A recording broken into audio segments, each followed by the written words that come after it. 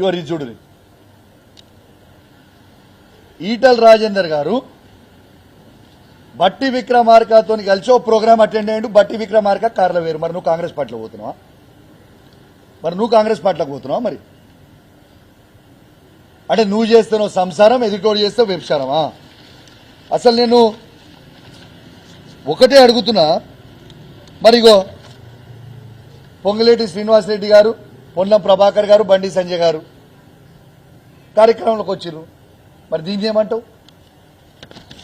అసలు నువ్వు ఏం మాట్లాడతావో ఇవరి బండి సంజయ్ గారు, మేడిపల్లి సత్యం గారు, ఇవ్వండి సేమ్ మేడిపల్లి సత్యం గారు. మరి రాజేందర్ గారు మీరు ఇవన్నిటికీ కూడా మీరు జవాబు చెప్పాల్సిన అవసరం ఉన్నది కదా. ఇవ్వండి కవంపల్లి సత్యనారాయణ గారు, బండి సంజయ్ గారు, ఇది అభివృద్ధి కార్యక్రమం కోసం తిరిగిరు.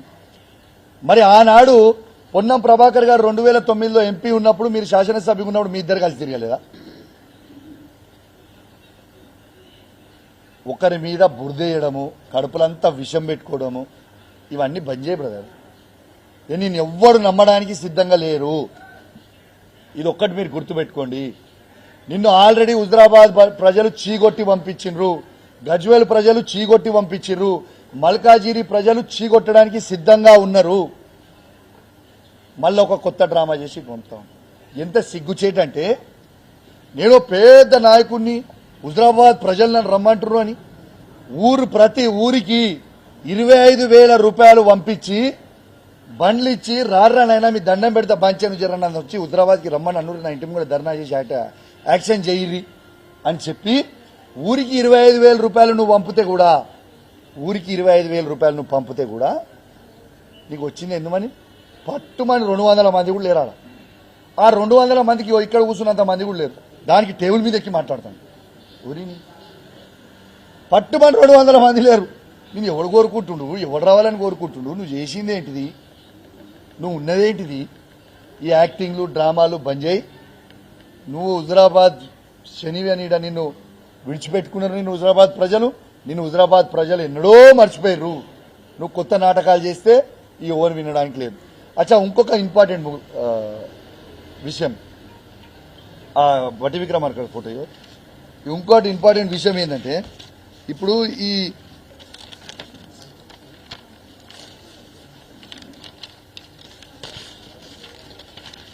మరి నేను ఇంకొకటి కూడా అడుగుతా ఉన్నా.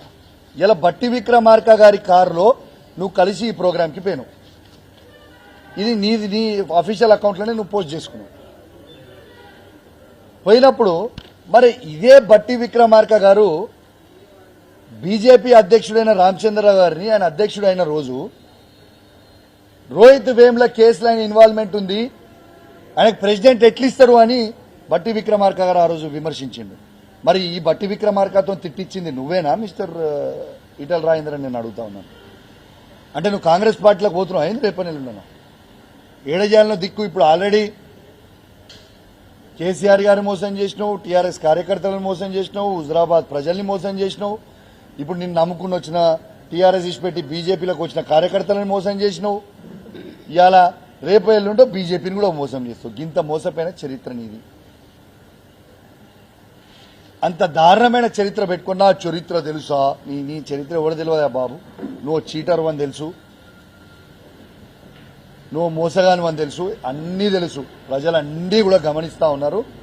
ఖచ్చితంగా మళ్ళా కూడా నేను చెప్తా ఉన్నా, హుజరాబాద్ గడ్డ మీద కూర్చొని చెప్తా ఉన్నా, 5 మండలాల్లో 5 జెడ్పీటీసీలు గెలిచేది బీఆర్ఎస్ పార్టీయే, 5 ఎంపీపీలు గెలిచేది బీఆర్ఎస్ పార్టీయే, ప్రతి గ్రామంలో ఎంపీటీసీ గెలిచేది బీఆర్ఎస్ పార్టీయే, ప్రతి వార్డు మెంబర్ గెలిచేది బీఆర్ఎస్ పార్టీయే, ప్రతి సర్పంచ్ గెలిచేది బీఆర్ఎస్ పార్టీయే, ప్రతి కౌన్సిలర్ గెలిచేది బీఆర్ఎస్ పార్టీయే, ప్రతి చైర్మన్ గెలిచేది బీఆర్ఎస్ పార్టీయే.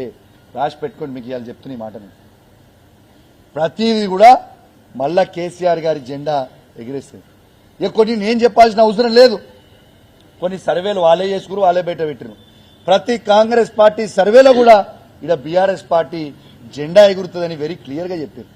ఖచ్చితంగా నేను చెప్తా ఉన్నా, ఎస్, కేసీఆర్ గారి నాయకత్వంలో ఇక్కడ ఒక బాధ్యత కలగా శాసనసభ్యునిగా ప్రతి బీఆర్ఎస్ టీఆర్ఎస్ కార్యకర్తని గెలిపించుకునే బాధ్యత నేను తీసుకుంటా.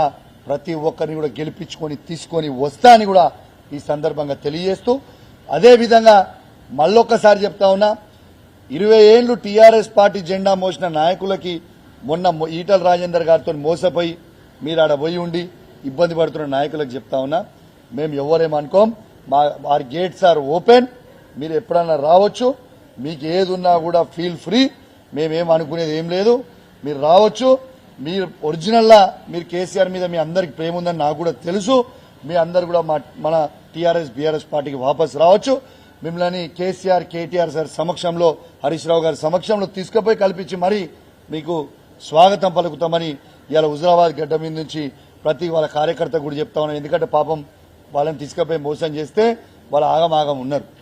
కాబట్టి ఈ సందర్భంగా తెలియజేస్తూ, ఇవాళ మీ క్లియర్గా మీ ద్వారా యావత్ తెలంగాణ ప్రజలు మొత్తం వినేలాగా ఇవాళ కేసీఆర్ గారిని ఏ విధంగా మోసం చేసిండో, హుజరాబాద్ ప్రజల్ని ఏ విధంగా మోసం చేసిండో, ఆయనతోని టీఆర్ఎస్ బీజేపీ కార్యకర్తలని ఏ విధంగా మోసం చేసిండో, ఇవాళ మళ్ళా రేపు బీజేపీని కూడా ఏ విధంగా మోసం చేయబోతుండో క్లియర్గా మీ ద్వారా అందరికి కూడా మీ ద్వారా చెప్పింది.